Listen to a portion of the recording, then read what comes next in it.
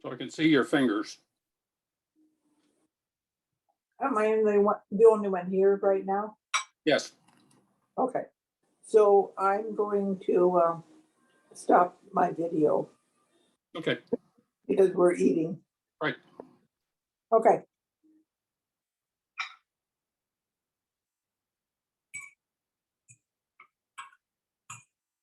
You should still be able to see the video, Okay.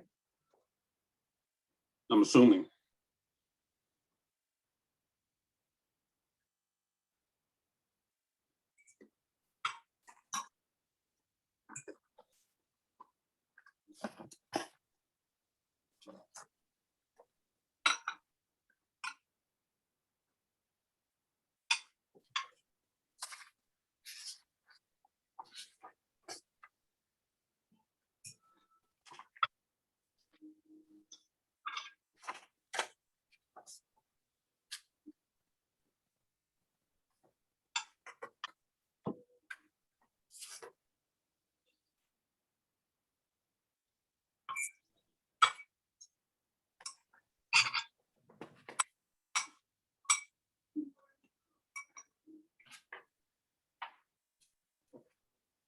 All right, here's Dave Etters.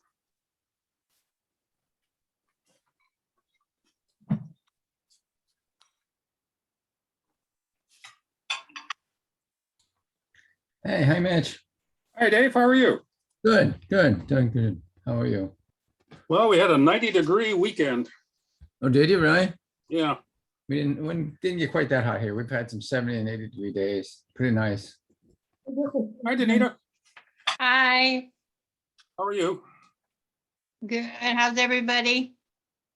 Oh, we're just talking about the heat this weekend. Good. Oh, good. yeah. Oh, I had It felt pretty good. Yeah, I guess after all the cold weather. Yep. And then we have a beautiful day like Hello, today. everybody. Hey, Carol.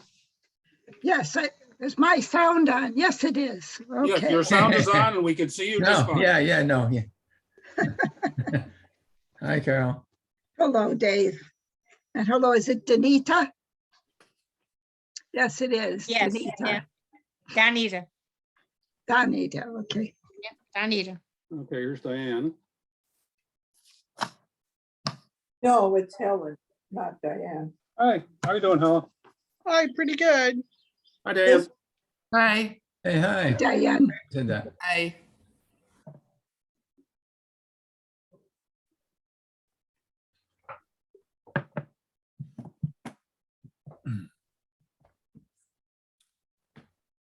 I think the Hellers are, yes, sir, they are.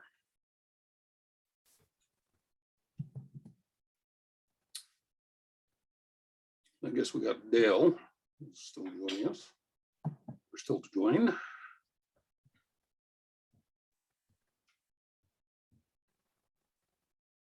Hey, Ray. Hi, Ray. Hello.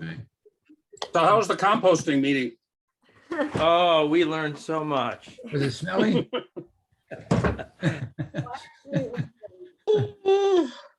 Compost happens, you know? Never waste good compost. It was really good. So I gotta ask, how did you get the lawnmower over by the shed? Well, Charlie Rogoff happened to be in the congregation yesterday. And I mentioned to him, gee, it's interesting that you're here today because we have this little problem yesterday, Mitch did especially. So he got his truck out and his rope. And before I knew it, he had Mark Larson and John Perkins and myself helping him pull while we pushed. And I had the tarp and the rope. I was just gonna throw it on top, but he wanted to get it on the other side of the lot, so nobody. And Bob, I guess, either worked on it this afternoon, which I doubt because he just flew in today. Yeah, he actually did. And he sent an email out. He said this, and I noticed it after the drive belt broke, that the steering is out of whack. Yeah. He said it was the belt, or there was a little spring on the belt that either bent or broke. So only Charlie would know how to fix, well, Charlie and Bob. The rest of us, we just mow. I was gonna say, when I stopped moving, that reached the end of my competence on that law.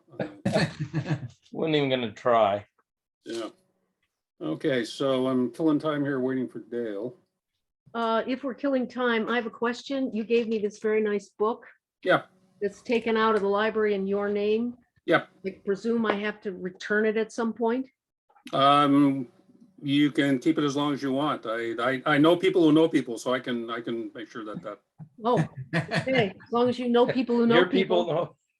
know. Yeah, actually, just unless they recall it for a course, then I'll have to have it back. Oh, okay.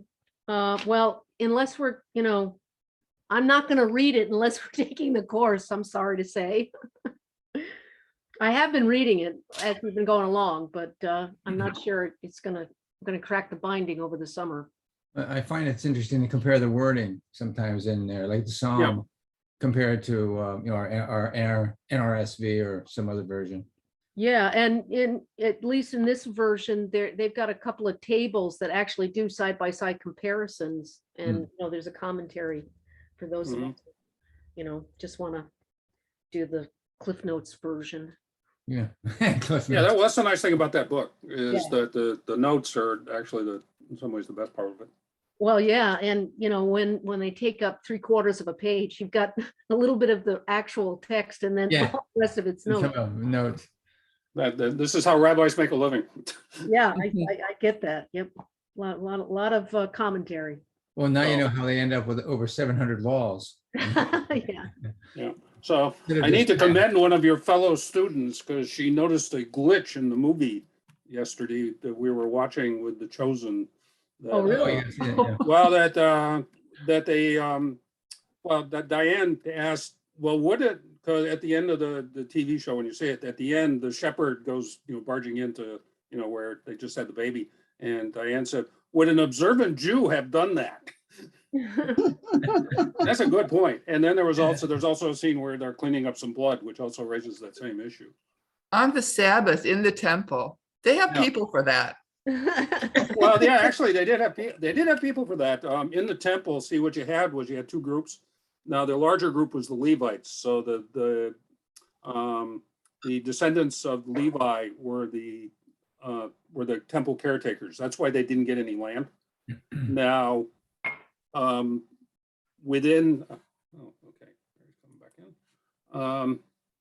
there was a subset, which were the sons of Aaron, and they were the priests. So the Levites literally did the heavy lifting. I just got word. Yeah. I just got word from Dale. She can't because she can't get her computer to cooperate. Okay. So should we proceed without her, or? Yeah, you should. Okay. All right. Do they have, how are they showing that, Mitch? Do they have, are they streaming it or they have discs or what? I have it on my iPad, so I'm showing it up that. Okay. Yeah. Curious. So, and we just did the pilot today, which is it's called The Shepherd, and it's sort of the Christmas story, according to Luke, with a lot of additions. A lot. They give you a lot of backstory. Oh, okay. Which is sort of characteristic for the series. So, but next week we're doing Mary Magdalene, which is kind of interesting. I think in some ways they handle Mary Magdalene better than a lot of other versions I've seen. Yeah, that was the first one that we watched with the girls, and I thought it was one of the best presentations of that. I call it a Bible story. That part of the story that I've ever seen. Yeah, well, they don't make her a penitent prostitute. Right, they don't, and and I have to say that the actor. I mean, some of these things, the actors and everything is all kind of hokey. This is very impressive. I mean, they really. Although she kind of reminds me of a den mother after you've watched a few of the series. She's kind of like a den mother for the disciples, Well, yeah, but you're getting ahead. Don't give away the plot. Well, okay. So tonight we're going to. Last week we had Professor Cohen's introduction to the books of wisdom, the Ketuvim. So the question, and the sort of the general idea of number of them, Proverbs, is a life obedient to the rules of God, is that in and of itself a reward enough? Is it its own reward? And so tonight he's going to talk about sort of contrarian views, which are Ecclesiastes and Job. So, and then this will be I feel like I should have a party or something for summer vacation. I'll raise a glass. Okay. Mark Larson teaches fourth grade. He was telling me that they have a field day, they have a party, we'll go to Six Flags. So let's see if I can manage to share the screen and share the video without any hiccups this time. First, I think I'll mute everybody.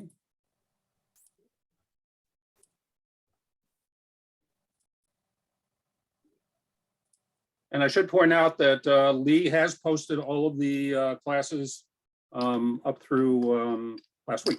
So then this one will be up probably by next Sunday. So he's been pretty quick about that. Share sound.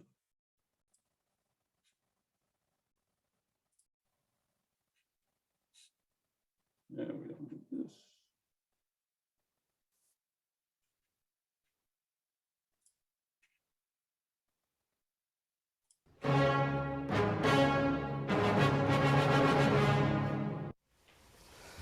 So you will recall on Wednesday last, in your introduction to Ketuvim, or the sacred writings, the third of the three parts of the Hebrew Bible, you heard a very nice discussion from Eric about wisdom literature as a genre, and specifically orthodox or positive or standard wisdom literature, right? Which sees the world in terms of good, bad, except that the divine does not play an active role in the wisdom conception of the world. Rather, the life of virtue, the reward of a life of virtue is a life of virtue. The reward of leading a good life is you've led a good life.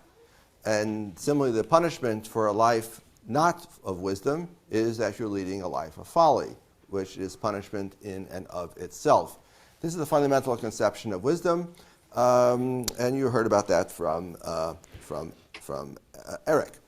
We see that perspective enshrined in primarily the book of Proverbs and also in a bunch of different Psalms. So in Psalms, you already begin to see the integration of piety, fear of the Lord, and wisdom notions. Okay, that's from Eric.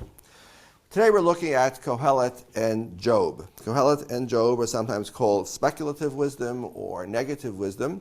Kohelet is another name for Ecclesiastes, which is the Greek name for the book. Kohelet is the Hebrew name for the book. Nobody knows exactly what these names mean, so it just makes just as much sense to call it Kohelet as to call it Ecclesiastes.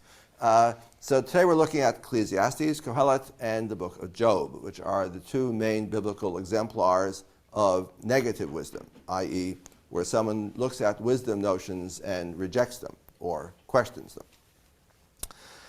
Kohelet and Job are part and parcel of wisdom lit and have many characteristics in common with wisdom lit, which we see elsewhere in the Bible. Most importantly, for our purposes, it's international or cosmopolitan. The book of Job was written in Hebrew. The book of Job was written by an Israelite author, obviously. But the author chose to have the book revolve around the sufferings, the sayings, the doings, the comings and goings of non-Israelite characters, beginning with Job himself, who is not depicted as an Israelite. Ish haya be'eretz Utz. He lives in the land of Utz. Where Utz is, I don't know exactly. I have to go check my Google Maps, right? But it's somewhere, I know one thing. Utz is not found in the land of Israel. It's somewhere else, right? And similarly, his three friends, who each of them gets a mysterious kind of name with an adjectival appellation, they're not Israelites. So the author is deliberately taking a very profoundly Israelite theme and topic, but is deliberately writing it ascribing it to non-Israelite characters, and moving it from Israelite specificity. Consequently, there are no references here or generally in wisdom literature to Israelite history, Israelite culture, Israelite practices.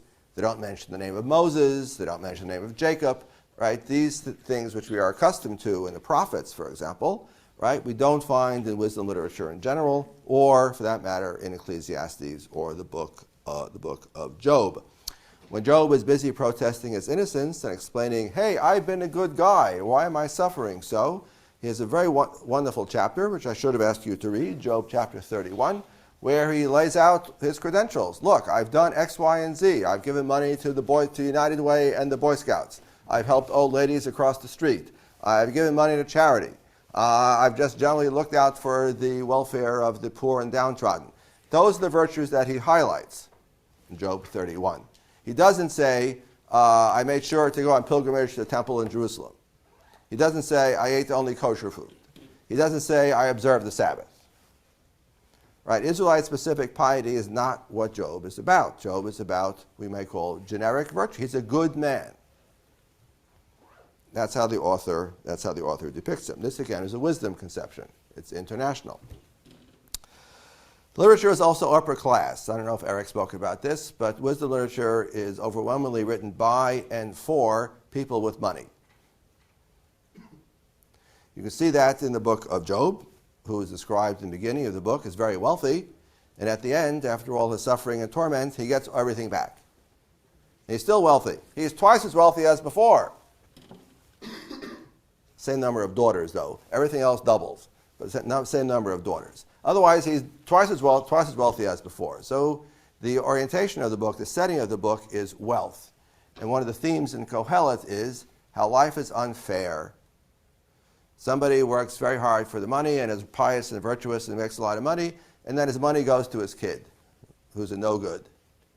Is that fair? No, of course that's not fair. That's one of the complaints that Kohelet has. It's not fair. But this is the complaints of somebody with money, or somebody who moves in those circles and thinks that it's highly unfair. So the literature is written overwhelmingly by and for people with money. That is certainly true in Kohelet in the case of Job. And just in case you weren't sure of Job as a wisdom book, he has a whole chapter about wisdom, capital W, Job 28. Well, we'll come back to that in a couple of minutes. So, Kohelet and Job belong to wisdom literature. They're part of the literature with these themes and settings that we call wisdom literature. But Job and Ecclesiastes, Kohelet, are written primarily to reject wisdom teachings or to question wisdom teachings. That's why we call it negative or speculative wisdom. There are analogs to these books in the ancient Near East, but nothing at the end of the day that's quite like Kohelet or quite like Job, as far as I could tell. You have other works out there which, complaints. You have good parallels to Psalms of Lament. Remember, we spoke about that also on Wednesday last, where somebody says, God, why these things terribly happen to me? Why don't you come and help me? Right, those are Psalms of Lament.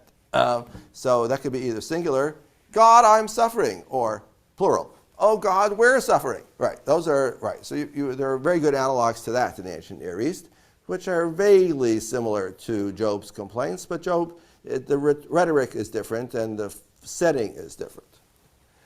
I don't know of anything quite exactly like Job or Ecclesiastes, so this is something which grows out of Israelite piety or Israelite reflection on the world. So what is bothering these two authors? In a word, Kohelet is about death and Job is about suffering. Each of these 2 points, death and suffering, causes the author to question the traditionally received wisdom teachings. So I'll talk briefly about Kohelet. I know it wasn't assigned, but it's brief and you can get a handle on it very quickly. And then we'll talk about the book of Job, which is the main item for today. Book of Kohelet, or Ecclesiastes, traditionally assigned to Solomon. You will recall that Solomon looms large in the wisdom literature tradition. right? Solomon is allegedly the author also of the book of Psalms. Sorry, the book of Proverbs. David, his father, is allegedly the author of the book of Psalms, right? Solomon, is the author of the book of Proverbs. He also is the author traditionally of the book of the Song of Songs, which is something I can't deal with here. It's such a complicated book in itself, but it's a great book for a little report, for those of you who did that on your first paper. Anyway, Solomon was remembered as wise. That's in the story of Kings. You recall the story of cut the baby in half. The Queen of Sheba comes to quiz Solomon on his wisdom. Solomon asks God for wisdom in that vision that he gets in Gibeon, right at the beginning of his monarchy. So Solomon is remembered as particularly wise, and consequently tradition ascribes to him books of wisdom, most obviously Proverbs, parts of which are explicitly attributed to Solomon, and then Kohelet. Even though it doesn't call the author Solomon, it says the words of Kohelet, son of David. But Kohelet's not a real name, it's a fake name. So is that Solomon? Well, traditionally that's Solomon. Modern scholars, to a person, agree, we don't know who wrote the book, but we know one thing. It was not written by Solomon. Right? Because had Solomon written the book of Ecclesiastes, it would have sounded different and looked different. Right? The Hebrew is the wrong kind of Hebrew for Solomon. Of this, we all agree, we modern Bible scholars. Who then wrote the book of Ecclesiastes? Of course, that we don't know. The author is deliberately hiding his identity, and it looks like to be a late book. What does late mean? Well, guesses range all over the place. Persian period, we all remember that period, right? Persian period. Some argue even the Hellenistic period, down to the 4th or even 3rd century BCE. But at the end of the day, we don't know. At the end of the day, I don't really care. So, what are the themes of the book of Ecclesiastes, no matter when it was written or by whom? Leaving aside those unsoluble problems, what is the book saying? All is vanity is the opening line, and it sort of serves as a refrain throughout the book. All right, Havel Havelim Amar Kohelet Hakol Havel. Everything is vanity, vapor, futility. No apparent plan or purpose. What's the point? Why do you work so hard? Just work hard to get money. But you know what's going to happen? You know what's going to happen? You're going to die. You're going to die whether you're righteous. You're going to die whether you're wicked. You're going to die whether you're lazy. You're going to die whether you're industrious. You're going to die whether you're virtuous. You're going to die whether you're not virtuous. It doesn't matter. It doesn't matter if you're a cow or a human being. You're going to die. I believe I've summarized accurately the 12 chapters of the book of Ecclesiastes, which, in my opinion, badly need an editor. But that's just my personal opinion. So these are the point he comes back to over and over again. Modern scholars call Kohelet pessimistic, is a common term used in reference to this book. I, Shaye Cohen, don't see the book as pessimistic. I see the book as kind of realistic. We are all going to die. I mean, that's just, that's not pessimism. That's just a sad fact, right? We all have an allotted time. We don't know how long, but that's it, right? That's the nature of life. The nature of life includes death. So Kohelet is obsessed with this point, however. And at the end of the day, not clear what advice he's giving you, except there are a number of different contradictory verses in the book. Go out and make whoopee, have parties, have fun, because it's all finite amount of time available to you. Or the other approach would be to say, of course, is be straight, honest, true, and live a good life, and that's the best you can hope for in this miserable existence. Right. So Ecclesiastes has all verses. You could trot out any verse that you want and cite that as the point of the book. The amazing thing about Kohelet is that it's in the Hebrew Bible. At least to my mind, that's the amazing thing. Job is not so amazing to find in the Hebrew Bible, but I think it's amazing that Kohelet's in the Hebrew Bible. We hear as someone who fundamentally is arguing that there is no point to it all,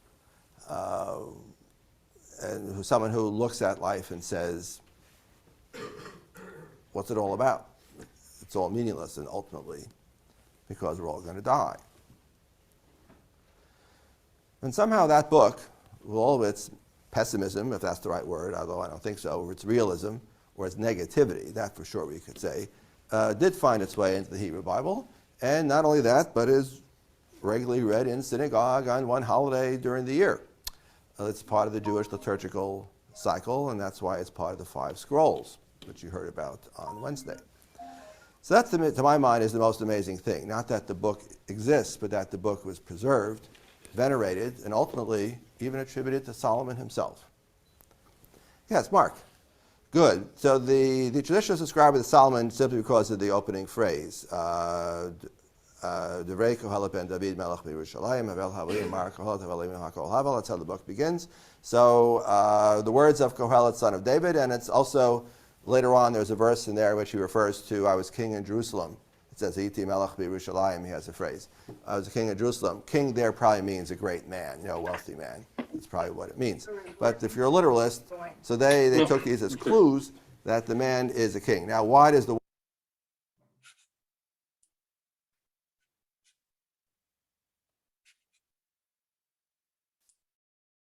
So I'm stopping the share because Dale is joining. So I'll let her in.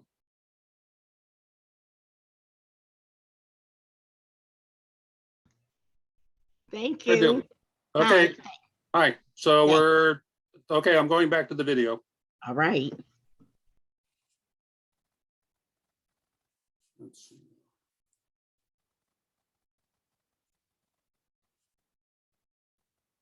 Okay.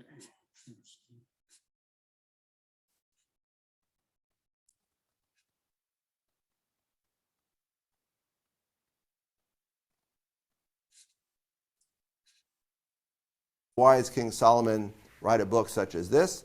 So the rabbis come up with a beautiful metaphor, right? When Solomon was young and full of creative energies, he wrote the Song of Songs, which is all about love and procreation and such. And then in middle age, he wrote the book of Proverbs, full of the wisdom of a man of experience. And when he gets to be a grumpy old man, he wrote the book of Ecclesiastes. Which on one hand is not a historical statement. On the other hand, they're showing that they realize that these books are not the same. These books have different flavor, a different culture to them.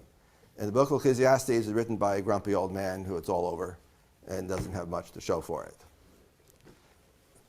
But you're right, that's not what I would have associated with King Solomon. Okay, now we get to the main course, right? We get to the main thing, which is the book of Job. Like Kohelet, the point of the book of Job is ambiguous, as I'll discuss in one moment. The date and setting of the book of Job are completely up in the air, as is true for the book of Ecclesiastes. We only know this. Whoever wrote the book of Job was an Israelite thinker, obviously, but was also an Israelite poet of tremendous versatility and depth. So much so that the book of Job, one can say without fear of contradiction, is by far the most difficult book in the Hebrew Bible, simply to translate the words, just to construe, make sense out of the Hebrew words. We won't get asked now about the point what the book means, just translate it. Right? It is by far and away the most difficult, the most challenging book. So the book of Job is by far the most difficult poetry in the Hebrew Bible. So this is written by a master poet, and people have tried to figure out why is the book so difficult? Why does the book contain numerous hapax legomena, strange words that appear only once in the Bible, strange verbal forms, passages where the grammar doesn't seem to work? I don't know what's going on. Anyway, this we all agree. Now, how you date that is very difficult. So some people have argued it's written by a dialect different from the usual dialect of Hebrew. That's why it's so difficult. Anyway, so dating of this book is also, as a result, is completely up in the air. It's anonymous, so you pick a date. Right, welcome to the world of modern Bible scholarship. Okay, so I'm not going to worry about that again, as the case with Ecclesiastes. I can't worry about it because I don't know what to do. But anyway, more important for our purposes, of course, is what does the book mean, rather than to obsess about its date or its original setting, which we'll do in just a moment. There is the narrative frame of the book. The narrative frame is what's often been called a folk tale, or a prior existing folk tale. It's a folk tale because of the ending. So the narrative frame presumably gives us the phrase patience of Job, which is a phrase that's well known, and it comes out of the New Testament from the letter of James. I give you the reference on the handout. So what is the frame? The frame is the frame story, first 2 chapters and last chapter. Goes like this. There once was a man named Job, who was a very pious and righteous man and very, very wealthy. And then, for reasons that are not clear, how it depends how you spin things in the narrative frame, I'll get back to Satan in a minute, right? The Lord tested him. The Lord tested him by bringing disaster upon disaster upon disaster. But Job endured. Job did not crack. Job's faith was untarnished, unvarnished, unblemished. He remained faithful. And as a result, in the end, the Lord gave him everything back, only more so. So he got all his flocks back. He got all of his sons back, twice as many as before. He got his daughters back. Actually, not the same kids. He got another group of kids. I'll come back to the problem with the kids. The kids are a big problem. Right. So he got back another set of kids, except that this bunch, these are much better kids. Right. They all did their homework, and all the women are beautiful and everything. Right. Much, much better. Right. Than the first group of kids. Right. And he got all of his flocks back. And there you see Job's patience is rewarded. His endurance, which is what patience might mean, his endurance is rewarded. He held firm. He was faithful. He was a rock in the storm. That's the original narrative story. And you can see it very clearly in chapter 1 and 2, which almost seamlessly jumps now to the end, to chapter 42, and you discover it's an almost seamless narrative. Some master poet, the author of Job, took this narrative frame and then split it open and then inserted into the middle a cycle of extraordinarily dense, as I mentioned, poetic chapters from each of various characters. Job himself, beginning in chapter 3, Job's lament, Yovad Yomi Valadbo, Laila Mar Hora Gaber, right? May the day be cursed on which I was born, right? I wish I'd never been born, Job says in chapter 3, right? Job's lament. And then his 3 friends, or dubious friends perhaps, right, show up to comfort him. So here he's sitting on the ash heap, right, covered with boils, now penniless, and deprived of his children who have all been killed, right? And his wife says to him, "Curse the Lord and die." Right, so all the commentators try to understand what kind of wife is this. Right, but so the wife says to him, "Curse the Lord and die." Right, and Job has lamented, and his 3 friends come to comfort him. And then the poet gives them, each one in turn gets a chapter. So friend number 1 gets a chapter, Job responds. Friend number 2, Job responds. Friend number 3, Job responds. Then we go over again. Friend number 1, Job responds. Friend number 2, Job responds. Friend number 3, Job responds. Then the 3rd time around, the author is getting tired, or the text is getting corrupted. When we don't have a whole cycle of 3, we have fragments of a cycle. And then the whole structure collapses, and there's something weird going on. Then all of a sudden we discover there's a new fellow who walks in, right? This Elihu who comes in. And then all of a sudden the Lord himself makes an appearance.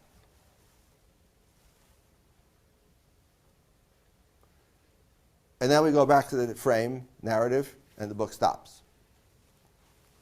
So all of us can see that this book has undergone growth, right? That somebody keeps sticking chapters into this book, and also deletion. Some chapters have fallen out. That last cycle of friends and Job talking is incomplete. So the book as we have it, it's not clear whether we have the finished final product as intended by the author of the book of Job, or whether we have something bigger or something shorter than that original poem written by the author of the book of Job. And that very much comes to the problem of what is the book trying to say. Do we see the book as complete or not? Might help us figure out what is the message of the book. To which I now turn. What is the message of the book? Well, it's very clear what the book is about. Ecclesiastes, as I mentioned, is about death. Job is about suffering. The suffering of the righteous. Why do the righteous suffer? So here, I'll give you how Shaye Cohen understands this book, but everybody who's ever read this book has argued about what exactly is the point of the book. So I will explain to you how at least I understand this book, and feel free to disagree. I don't have any inside information. I'm just giving you how I understand it. And I'm willing to say up front, the book gives different answers, and these answers are inconsistent with each other. That's part of the beauty of the book. So what's the first? Let's go back and talk about the first answer, the first response, I think, of the book: suffering as a test. That's the original folk story, right? Job is tested. Job endures. Job remains firm. That's the patience of Job. But in the framework as we have it, there is something else going on. Why does God test Job? Answer: because God makes a bet. He makes a bet with Satan. I'll come back to Satan in a moment. Satan says to God, hey, you know, God, I know why Job is so pious and such a virtuous man, because you've made it easy for him. Look, he's got flocks and sons and wealth and respectability, so of course he likes you. Who wouldn't worship the Lord if everything's going well? Why don't you turn things around a little bit and we'll see what happens? Satan says to the Lord. And God says, I can't do that. He's a righteous man. No, that's not what God says. God says, okay, let's try it out. Let's see what happens. Let's turn up the heat and see what happens. So first the flocks get killed, right? And then Satan says, how about a little more? And God says, okay, a little more. All right, so we'll kill the sons. Okay, a little more. Job still doesn't crack. We'll turn the heat up a little more, turn the pressure up a little more. So God says, okay, you can attack his body now. All right, now he gets boils and blisters from head to toe, right, or whatever. So it turns out that in the narrative frame, why does Job suffer? The answer is because God has a bet with Satan.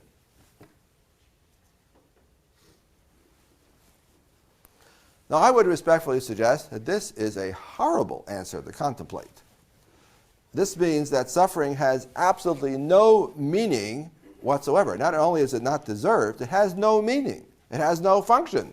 The function of Job's suffering is simply to see who's going to win. It has to pay for the next beer. You know, is it God or is it Satan? It has no meaning. Now, the interesting point here is that nowhere in the rest of the book do we hear from or about Satan again, or the bet. It disappears. It has no follow-through in the book, perhaps because its theological implications are so troubling that the author who put them in the beginning, perhaps part of that original folktale, or I don't know where it's coming from exactly, that does not carry forward into the body of the book. And I would suggest why. The why is because it's a horrible thing to contemplate. That we human beings are just playthings who are suffering because God feels like it. Or worse, God is put up to it by a bet with Satan. Now, who is this mysterious Satan fellow? Let's talk about that. I gave you on your assignment sheet, on the syllabus, a bunch of passages. Oh, didn't update the syllabus yet, but it's on the assignment sheet for today. I'll update the syllabus soon. Some passages from the Hebrew Bible where this root, S-T-N in English transcription, right, appears, either as a proper noun or either as a noun or as a verb. It's not a proper noun. It's either a noun or a verb. So in brief, you look at the passages that I gave you. Satan is not yet that figure of fame and fortune, right, who looms so large, for example, in Paradise Lost of Milton. Right? No, we're not there yet. Satan here is simply an accuser, a prosecuting attorney. He is very much a member of the divine court. That's how he's depicted right there in Job chapter 1, right? The members of the divine council, the divine court, are getting together for a meeting. God has called a meeting, and all of his ministers are showing up, including Satan. So Satan is not, repeat, not an oppositional figure. He is not the figure of cosmic dualism, right? He is not the force, the countervailing force to God. He's not the bad guy opposed to God, who's the good guy. He's not the force of evil against the force of good. No, no, no, we're not there yet. He is very much part and parcel of God's running of the world. He's part of the divine council, but his job is to be the prosecuting attorney. His job is always to think of something negative to say. We all know people like that, right? So that's Satan. And Satan is not yet his name. It is, in Hebrew, in Job, it is Ha-Satan. It comes with a definite article in front of his name. I mean, so it's not a name. It's a description. The adversary, the troubler, the troublemaker. Something like that would be the way to translate it. And if you translate it adversary, lowercase a, not capital A. In time, Satan, either by the name Satan or other names, I give you a bunch in the handout, Bliar or Mastema or the dragon or the beast, Satan will go on to fame and fortune as an independent character. All right, as a character who leads the forces of darkness against the forces of light, who leads the forces of evil against the forces of goodness. We very much have a cosmic dualistic view of the world. Yeah, that's this guy. He will go on to that. But he's not there yet in the book of Job. Satan has not yet developed into what he will ultimately become. We see that in the various apocalyptic books of the late Second Temple period.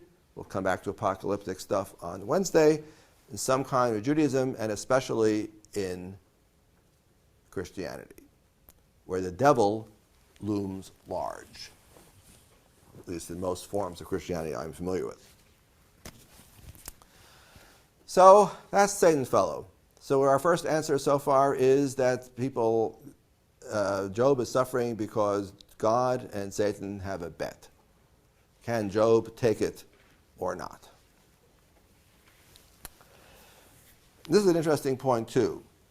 As far as I can see, and I can't swear that I understand everything going on in the book of Job, far from it, but everybody seems to agree in the book of Job, certainly Job and his friends agree, that ultimately God is responsible for Job's suffering. Why is the question? But that the source of the suffering is God seems to be agreed by all. The only question is why. Now that's an interesting point because in wisdom literature generally, we don't attribute reward and punishment to God. We don't have a Deuteronomistic view where God rewards the righteous, punishes the wicked in a very, very definite closed system.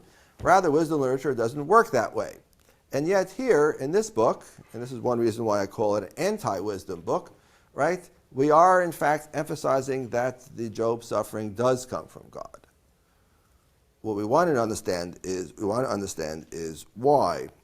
And ultimately, I think in this book, which is anti-wisdom, in its chapter about wisdom, chapter 28, it ultimately says that fear of the Lord is wisdom, and only God truly understands wisdom.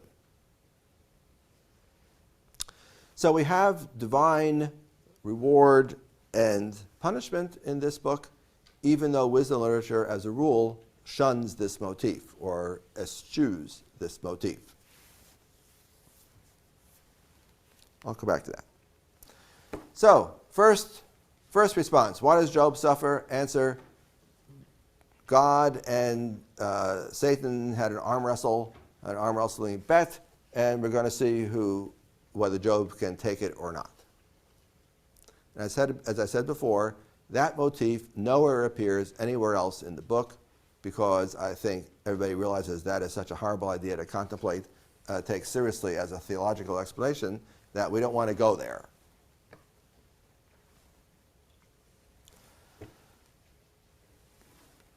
Okay, on to my second answer. That's the first implied answer.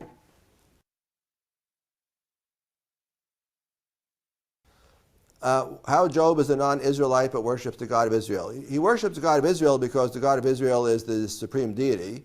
So as we've seen in the prophets all the time, right, God of Israel has a universal moral order, and everyone is expected to obey it, including Gentile kings, Gentile nations, If they don't observe the moral order established by God, they get punished by God. That's a very clear motif. We've already seen that. So Job worships God that way. He doesn't observe the Sabbath.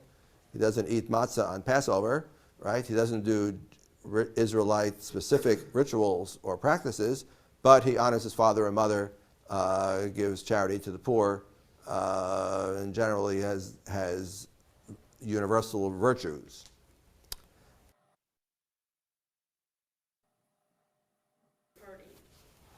Oh, but he very much is a supernatural party because he's part of the divine council, along with the other B'nai Elohim, is what it says.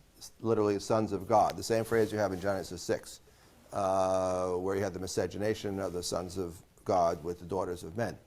That's the same phrase. So there is a kind of divine council, angels, you want to call them, perhaps. It doesn't use that word here, but maybe something like that. So Satan seems to be one of them. Whatever you think they are, he is too. So they're definitely not human, right? It's something else.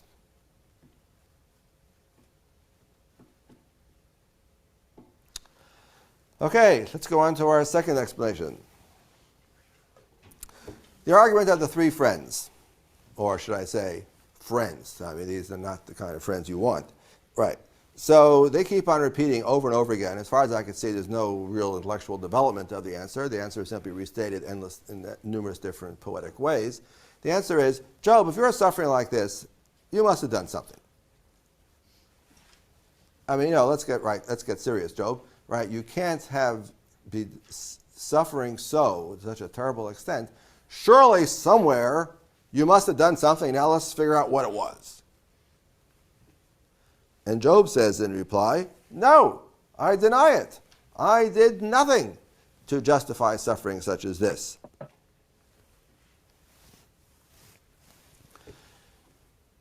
So in effect, the three friends are upholding what we might call traditional wisdom or orthodox wisdom. If you're suffering like this, it's a function of it's your own fault. Because if you were leading a virtuous life, you would have a good life. Everybody knows that's how it works. If you're having a terrible life, you must have done something terrible.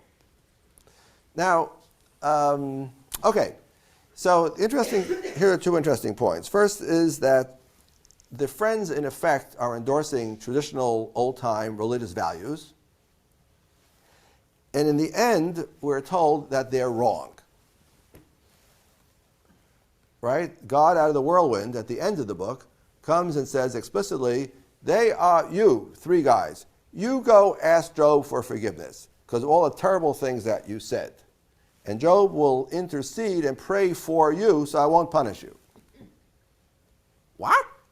All we did, God, was take the stuff out of Hebrew school. I mean, this is what you taught us in Hebrew school, right? Or Sunday Bible school, right? If your virtue is rewarded, then sin is punished. He's being punished. We assume he is a sin. What are you yelling at us for? No, you ask Job to intercede for you, lest I come and punish you. So the narrator, on the one hand, gives a lot of time and attention to this position, but seems pretty clearly in the end of the day to say this explanation is inadequate. So much so that if you attribute sin to somebody who is suffering, you in effect are sinning yourself because you are suspecting a righteous man, and Job is a righteous man. I come back to this problem about the death of the children, which bothers us moderns no end. Bothers me no end. Right. So Job, to be punished, his children get killed. Right? The house collapses and they're at a party and the children get killed. Now I understand how this is a punishment for Job. I mean, as a parent, I understand completely how this is a horrible punishment. I understand that. On the other hand, what are these kids getting killed for? Nobody in the book worries about that. The kids are simply being punished as a way of punishing the parent. So it's the classic example of visiting the sins of the parent on the children in order to visit the parent. And the author at no point stops to think for a second, gee, maybe the death of the children is a problem in itself. And it's not as if he gets the same kids back later in the end who are miraculously resurrected. No, he gets another bunch of kids. So this is something which bothers me, and I assume bothers most of us modern types, where the author's view of things is very different from our own, where we, of course, look at the children as individuals in their own right, And he, the author, simply sees them as extensions of Job himself, and their loss is another way of punishing Job, just like the loss of his cattle.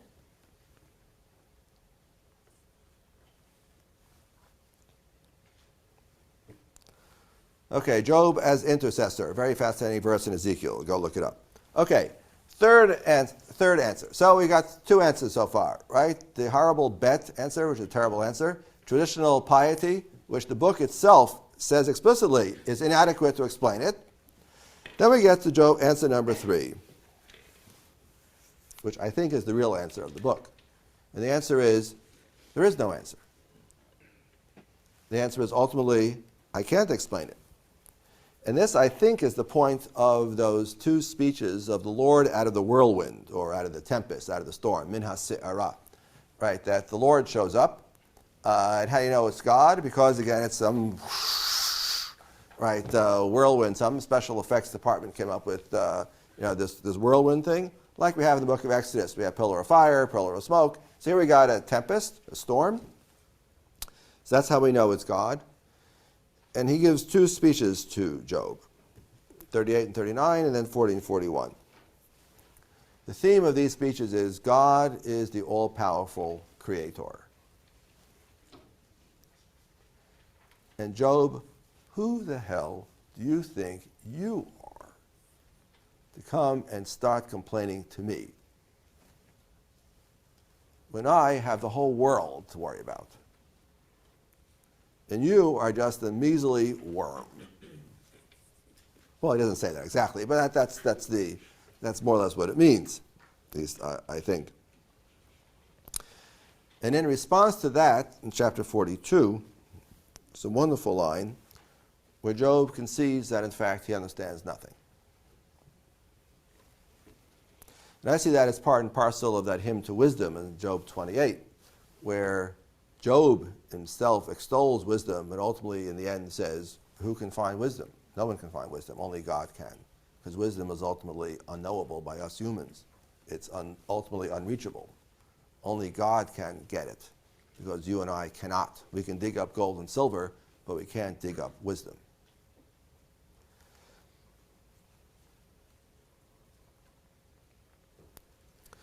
So here, the book, again, if I see this correctly, it's an anti-wisdom book. It's a book ultimately which says wisdom, human rationality, human thought, is inadequate to understand this mystery of mysteries, Job's suffering. And if I understand the book correctly, Job acknowledges this in the end. Job understands this. And Job says, it's a mystery. And God says, well then, shut up.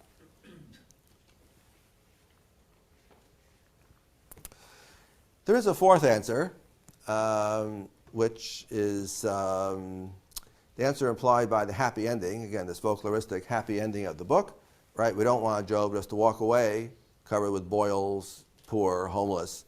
No, we don't want that to happen. So the book has the folkloristic ending, where he gets his money back, his flocks back, he gets a new set of sons, a new set of daughters, twice as many sons, same number of daughters, right? And he lives to a happy old age, happy, wealthy, and wise. And that's where the book ends. So it has a happy ending.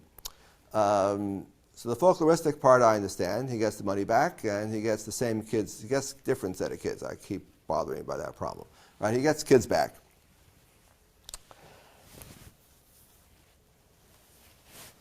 Later readers, Jewish and Christian alike, will see in this happy ending, right, a clue to a happy ending of a different kind, which is unknown to the author of the book.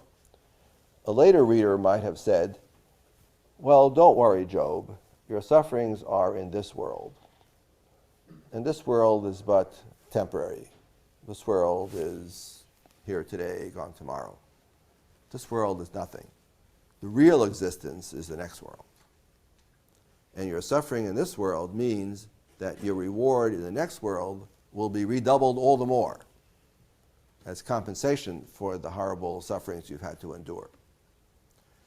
This will be the kind of theology that later Jews and Christians, both, each alike, will advance and will say, there is a reward in the hereafter. There is a Garden of Eden. There is some heaven. as opposed to hell, right? There is some light, there is a resurrection of the righteous. There are some series of things that will reward you in the hereafter for all the rewards that you did not receive in the here and now. This will turn out to be theology of Judaism and Christianity. Job, the book of Job, however, was written by someone who does not yet know this. So the only way he can have a happy ending is not to put Job in the afterlife, not to put Job in the Garden of Eden. The only way he can have a happy ending is for Job to get flocks back, Job to get sons back, to get his houses back, to get his riches back, to get his health back. Then Job is rewarded. Then we have a happy ending. You can see the same thing in Kohelet also, where Kohelet too explicitly denies ideas of punishment or reward in the hereafter. So these ideas were floating around in various places, but have not yet achieved canonical form, and will not do so for several centuries later. Again, the chronology is a little vague, right? But Job is still working with the idea that if you're going to get rewarded, you have to get rewarded in this world, because after you're dead, there's nothing, or there's some vague, shadowy existence, but not one that will give you reward and punishment. So ultimately, the fourth explanation is the one which the book does not offer, but the one that later readers will see in the book, namely the happy ending of Job is a statement about the reward and punishment, reward awaiting him for his suffering in the hereafter. So to conclude, if I understand the book of Job correctly, Job is a wisdom book, but it's also an anti-wisdom book, right? Job is a wisdom book, as we discussed, part of the genre. It's speculative wisdom, it's critical wisdom, it's skeptical wisdom, right? But Job is also an anti-wisdom book, in which the argument is that wisdom, in fact, has limits, that human rationality, human thought, is incapable on its own of understanding or grasping these fundamental, large religious questions, notably the suffering of the righteous, which ultimately is inexplicable and ultimately is not understandable by us humans left to our own devices. And that's the point of the chapter of the Lord himself explaining this to Job, and Job acknowledging his own limits, our own human limits. This at least is how Shaye Cohen understands what the book of Job is about and how the thing hangs together. But I freely acknowledge that the book is extremely rich, not to mention untranslatable, and consequently you, I, other readers may disagree on how exactly to parse the book. And I refer you to that radio discussion show a few weeks ago, which is a link to which is on your handout, which I think discusses some of these issues, I think, very intelligently and very well. Okay, that's all I'm going to say on the book of Job. Do you have questions? Well, the key point, ultimately wisdom does get combined with traditional piety, right? The beginning of wisdom is fear of the Lord, right? You have that right there in the beginning in Proverbs, right? So you already have a combination of the two, Israelite piety and wisdom literature, right? Wisdom is too radical all by itself, right? People understood it needs to be integrated into standard Israelite piety, which is what happens. Where does wisdom come from that it is originally so independent? I mean, or is that true? I don't really know, except to say that you have wisdom teachers, and the only way you can have an international genre is everybody more or less agrees not to talk about their own specificities. So the Israelites don't do theirs, and the Egyptians don't do theirs, and the Greeks don't do theirs, right? Then you have an international genre. I don't know exactly where it comes from beyond that. You can see in the book of Samuel, right, David's advisor is Achitophel, who also is not an Israelite character. He's also said to be wise. The wisest of all the men is Achitophel, who's not Israelite either. Again, there is some sense here that there is wisdom to be found among non-Israelite nations. Right, we Israelites don't have the monopoly on wisdom. And there is that's an interesting point. Okay, everybody, thank you very much. We'll see you guys Wednesday. Okay.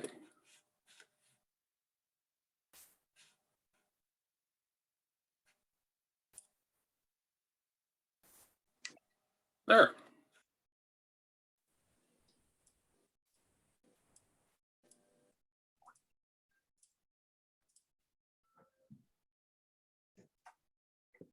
while we're collecting our thoughts, one of the things that I thought addresses this question too is also in the, if we go to the Gospel of John, chapter 9, we have this story.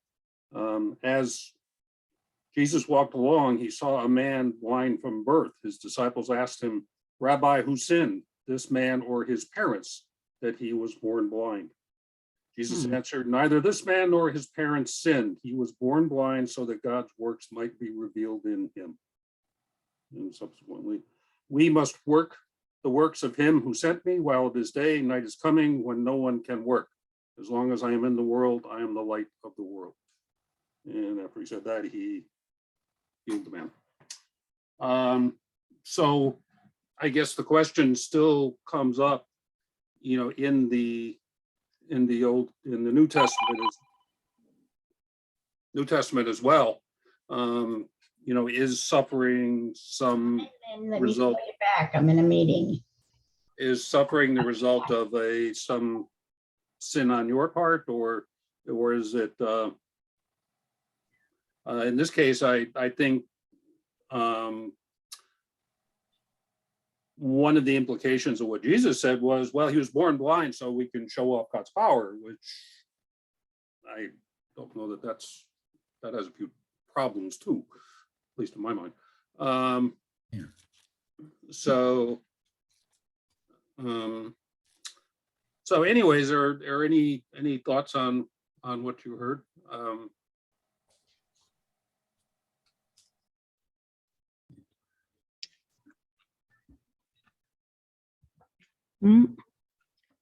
Well, I always kind of thought that the whole point of Job getting everything back was that was his reward for remaining faithful throughout his torment. Mm-hmm. Yeah. But I liked that theory of saying, you know, the separating it between the here and now and then in the everlasting, kind of showing the two sides. Yeah. And showing the faithful, what Job was, I mean, good and bad happen to the faithful. It's not a given. But we're saying that suffering isn't the result of our sins in this world, or maybe in the next. On the other hand, our actions do have consequences. So we don't have to think that God is punishing us if we eat too much candy and get sick. Yeah. Mm-hmm. I mean, there are actions that have consequences, and people seem to get away with things, and usually it catches up with them. But no guarantees. Yeah. Sometimes we punish ourselves, Carl, right? It kind of makes me wonder too, say if there's, say, a natural disaster and, you know, there's someone comes up with the question of why did God let this happen? You know, are they somehow linking into this story of Job because God allowed it to happen? Yeah, I agree with you. I've seen that too, where people will say that, like with the hurricanes, and it's like, well, no, God didn't allow it to happen. We built where hurricanes occur. We ignore that they occur because we want to be on the ocean, and it's a risk we're willing to take.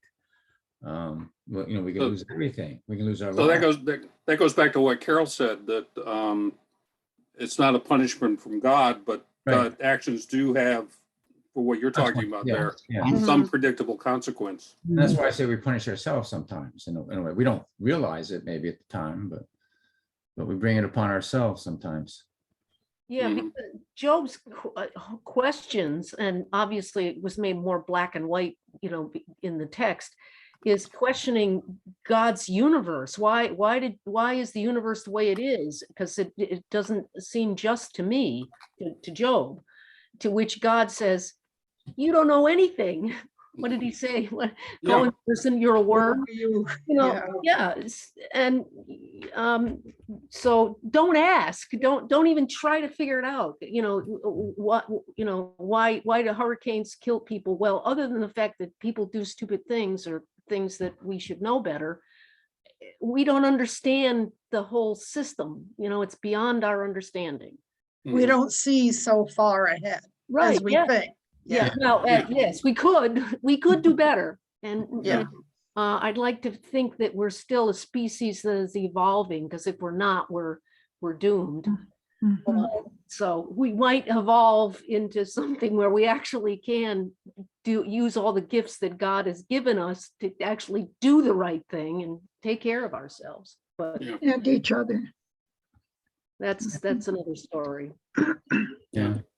And well, you know, well, we know from the beginning here too that Job was innocent, so we can't understand why his friends have no wisdom, right? Why can't they figure this out, right? They're blind to it, and it's kind of the way we are sometimes. We're blind to some things. We don't see everything clearly. Well, I mean, the disciples asked that same question to Jesus, and with the same equation where, Yeah. you know, they said, you know, his parents or him must have sinned or he wouldn't have been born blind. Yeah. Yeah, that attitude is still there. Yeah, and Jesus rolled his eyes and said, "You guys are never going to get this." How long do I have to put up with you? He says, right? At one point. Something that's hard to, well, certainly impossible to understand and hard to accept is that the actions of evil people can hurt innocent people. And I Yeah. think Ukraine is a great example of that. That, yeah, our actions can cause suffering to innocent people. Yeah. So sometimes good intentioned actions can hurt people too. And that's right. You know, we think we're doing something good, and it's like, well, wait a minute, maybe you're not. Right. The law of unintended consequences. Yeah. Okay.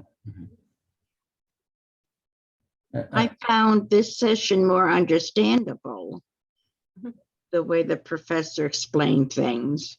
Yeah, I agree with that. That was you know, Yeah, was good. I enjoyed this one more too, because Right. I mean, he comes up with these I comments. really like, enjoyed it. yeah, he came up with these comments like, you know, I hadn't thought about Job being a worm before. You know? Well, He's Job, Job's a worm. Well, you know. well, and his friends had to ask for forgiveness from Job because they accused him of committing a wrong that he didn't. Yeah. I mean, in some ways, I find Job a little more. I don't know if hopeful is a word, but you know, when I was first teaching it, one of the things that struck me is that, you know, in a lot of the texts, say in Genesis, you know, if you pick up sticks on a Sunday, you're going to get whacked when you're not supposed to. Here, it's essentially beyond our understanding. Yeah. Mhm. And there's a bit of real life here. I mean, it's like at all times when we feel like Job, you know, hey, why, you know, like you said, why is this happening to me? And like you said, Carol, sometimes it's because other people do things. Right. And I think one of the consolations I have is that Jesus shared our situation and experienced all we do and more. And he had a happy ending. So it isn't there's a God up there somewhere pulling strings. God is right here with us, experiencing what we experience and letting us know that it's going to be okay. It's interesting. I've never thought about comparing Jesus and Job till now. But you know what you just said, because in some ways, I mean, Job was innocent and so was Jesus. Mhm. And I mean, we took it a step further as far as Jesus. I mean, the one part of the deal between Satan and God was that he couldn't destroy Job. In that case, Jesus did die. Yeah, Jesus knew not to ask, why is this, I mean, that whole part about not, Jesus accepted, he was part of the whole, I understand that this is a bigger picture and I'm going along with it. What about my God, why have Yeah. you forsaken me? Oh, yeah, that was one little boo-boo. Well, that was Jesus. I mean, the thing is that Jesus, to be human, had to experience doubt. Yes, Well, And- yeah, it was 40 days in the desert or the wilderness, or whatever it was. So I think that in order to, I mean, that to me, that's the most difficult part of the human experience, really, is doubt and fear. And the rest of it's easy compared to that. And I think what you just said, Carol, I think that was his expression of his humanity that he shares with us. yes, right. Right. Which kind of begs the question of when did he become God? And that's sort of a, Mhm. Oh, that question gave me a headache. yeah. Yeah, that's a little too deep for me. Yeah, well, no, I make people's life difficult when I ask that question. Like right up there with what's the meaning of life? Yeah. 42. No, it's not 42, it's 12. No. And don't lose your towel. Okay. Okay. Any thoughts before the summer starts? Well, I want to thank you, Mitch, for really leading all of these. Yes, And yes. really Yes. good. I appreciate all the work you put into this. Okay. Well, I'm glad to do it. And I'll send out links and the information. We'll start again on the Monday after Labor Day is on a Monday, so it'll be the Monday after that Labor Day. I'm assuming some Okay, people may good. travel or something. Okay. Good, I need that week to recover from maybe to recover from the family reunion. It depends how wild they get. It was pretty tame last year, so. Well, I'm going to the National Lutheran Churchwide Assembly, so I'll be with 900 Lutherans in Columbus, Ohio. Wow. Oh, Yeah, they're probably going to shut down all the casinos. That's all, just 900? I think it's 900 delegates. Yeah, Pennsic gets 10,000 and you camp outside with 10,000 of your closest friends. Oh, really? It must be fun. Yes, it is. It is. It's quite the event. Yeah. Mhm. So. And then, well, the size of the New England has a smaller delegation. The size of the delegations is based on the size of the synods. Mhm. So, like Nebraska is a synod by itself, and so they got to. And then the interesting one is like Minneapolis. I think there's 4 synods in the Twin Cities alone. Wow. So, Isn't it 6 synods in Minnesota and the 6 Probably. states of New England is 1? yeah, yeah. And part of it is to give the bishops have roughly the same number of people to worry about. So, kind of Interesting. equalizing the work. So. Okay, well, Thank you. All right, well, everybody have a wonderful summer. You too. Thank you, You Mitch. too, you as well. Have a good night. Mitch. Good night. Thank Good you for night. your Good work. night, night, everybody. we'll talk then.